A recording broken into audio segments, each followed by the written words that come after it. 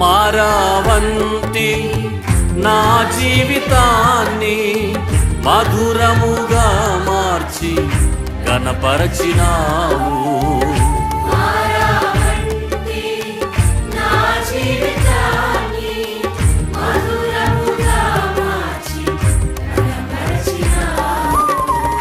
నా ప్రేమ చేత కాదు నీవే నన్ను ప్రేమించి, నా ప్రేమ చేత కాదు నీవే నన్ను ప్రేమించి, రక్తాన్ని చిందించి నన్ను రక్షించావు.